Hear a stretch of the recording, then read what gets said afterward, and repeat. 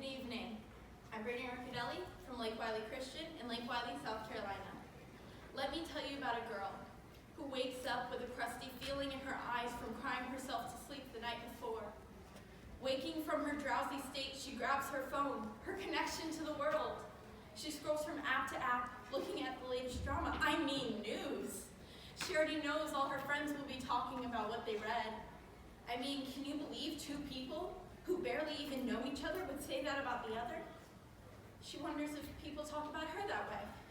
They talk about her large forehead or her big thighs or how her laugh kind of sounds weird.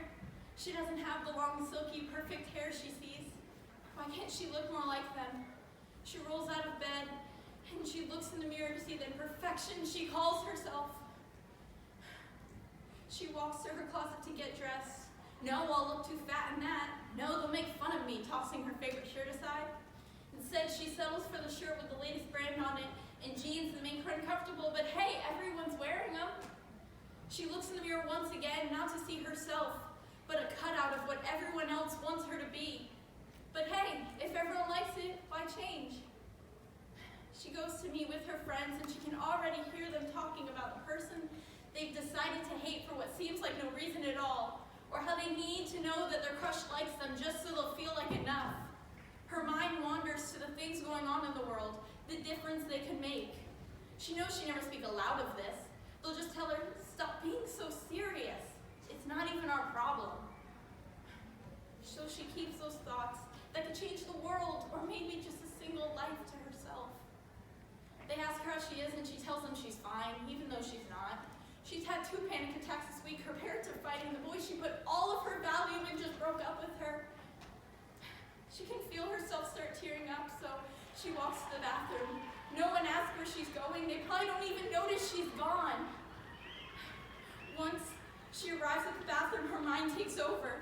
Every bad thing she's thought of herself comes plummeting down. How she's not good enough. How she'd remove this mask she's wearing, they'd all just run away. How if she would disappear tomorrow, no one would even care. She cries, why can't I be enough? The feeling you need to do more or be more than what God requires is not new. Paul talked to the Galatians because they were listening to the wrong voices.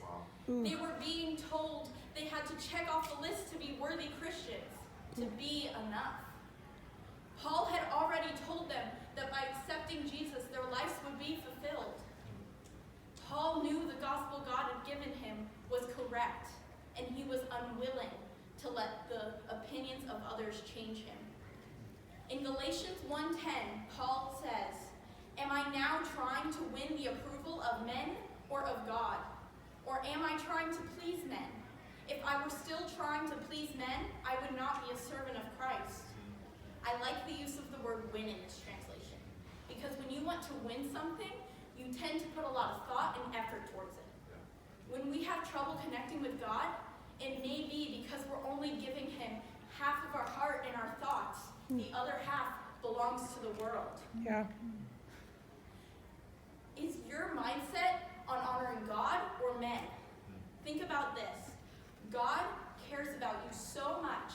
He had his only son die for you. That's how much you're worth it to him. And God has always remained the same. Yesterday, today, and tomorrow. Unlike our world, which is constantly hopping from one opinion and belief to the next. And you may even feel like the person in my story. Like no matter how hard you try, you can't be enough. But that may be because you're putting your validation in the wrong places.